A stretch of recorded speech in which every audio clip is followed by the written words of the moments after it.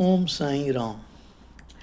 इहा बाबाजी लीला साई लीला मैगज़िन 1956 या 57 में ॾिनी वई आहे, जेका शिरडीअ में हॉस्पिटल आहे, साईं बाबा जी हॉस्पिटल, मल्टी स्पेशलिटी हॉस्पिटल, जेका ॾाढी वॾी हॉस्पिटल आहे जंहिंमें हज़ारे माण्हू अची करे पंहिंजो इलाजु फ्री कराईंदा आहिनि।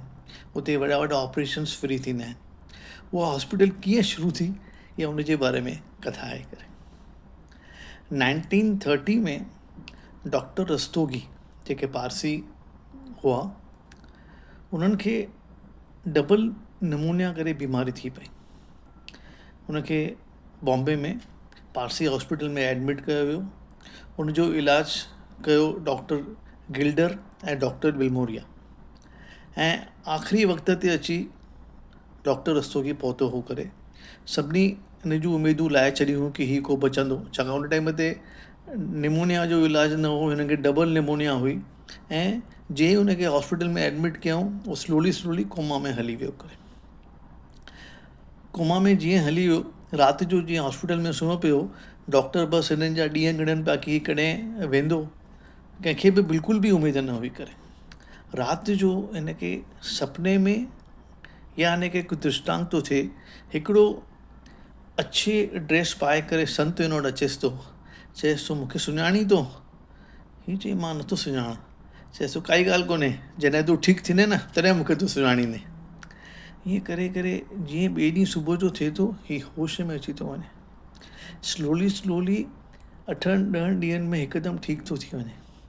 डॉक्टर हिकदमि वाइड़ा था थी वञनि, चवनि था इहा ॻाल्हि पॉसिबल ई कोन्हे कि डबल निमोनिया मां हीउ माण्हू पाण ई कीअं ठीकु थो थी सघे करे। हीउ ठीकु थी करे घरु अचे थो, पंहिंजी डिस्पेंसरी वञे थो, पंहिंजो कमुकारु करे थो। पर हिन जे मन में इहो ख़्यालु हर घड़ी हले पियो, भई उहो कहिड़ो संत हो जेको मुंहिंजे सपने में आयो ऐं जंहिंजो मूं दीदार कयो। उन सत्संग जो, उन संत जे बारे में मूंखे कीअं ख़बर पवंदी करे। ईअं करे 6-7 महीना गुज़री था वञनि। हिकु दफ़ो ही लोकल बस में ट्रैवल पियो करे, त जीअं ई बस में वेहे थो, हुनजे पासे में हिकिड़ो माण्हू अची वेहे थो। उनजे हथ में हिकिड़ो किताबु आहे जंहिंजे मथां साईं बाबा जो फ़ोटो आहे। उहो ॾिसी करे वाइड़ो थो थी वञे। हिन खां पुछे थो भई हीउ केरु आहे, मूंखे ॿुधाए, हीउ मूंखे सपने में आयो, मूंखे हिन ठीकु कयो, मूंखे महिरबानी करे हिन बारे में ॿुधाए। त हिनखे ॿुधाएसि थो हीउ शिरडी जो साईं बाबा आहे, हीअ हाणे हयात न आहिनि, पर हिन जी समाधि शिरडी में आहे ऐं जागृत समाधि आहे, हिन में हज़ारनि माण्हुनि जो फ़ाइदो थींदो आहे करे। त हीउ शिरडी मां इंग्लिश में साईं चरित्र घुराए थो ऐं साईं जो बाबा जो फ़ोटो रखे थो ऐं घर में पूॼा करणु शुरू थो करे। 1930 खां वठी 1949 ताईं हीउ शिरडी नथो वञे। 1949 में हिनखे शिरडी वञण जी जाम छिक थी थिए करे।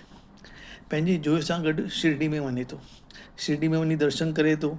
1949 में त नंढो हिकिड़ो मंदरु हो ऐं जाम घटि माण्हू हूंदा हुआ करे।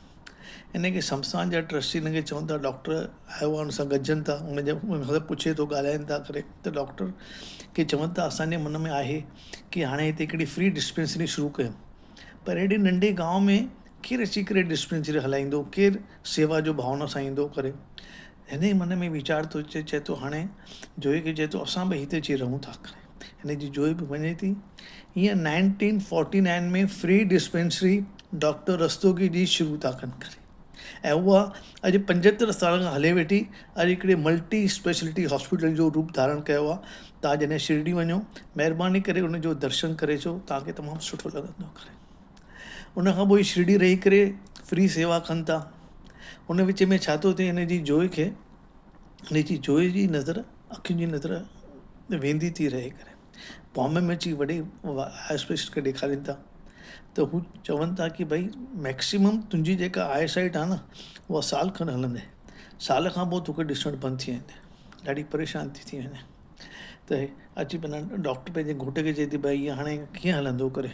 चए थो तूं चिंता न कर, मां मरण जी घिटी मां हलियो आयो आहियां ऐं तूं अखियुनि जी ॻाल्हि थी करी। तूं साईं बाबा जी विभूति खण ऐं पाणी में मिलाए पीअंदी कर, बाबा सभु भली कंदो करे। चए थी ठीकु आहे। हुन हिसाब सां पंहिंजे घोट जो चयो मञी करे उहा पीए थी।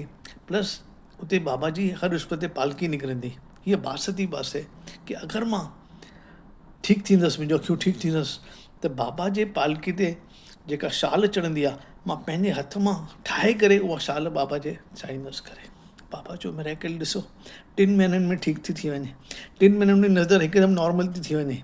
वरी बॉम्बे में डॉक्टर खे ॾेखारिनि त डॉक्टर चए थो बाबा इहो तव्हांजो को करिश्मो अथव, इहो पॉसिबल ई कोन्हे करे। त साईं बाबा जा प्यारा थी रहो, साईं बाबा सभिनी जो भलो कंदो। चओ ओम साई राम, ओम साई राम, ओम साई राम।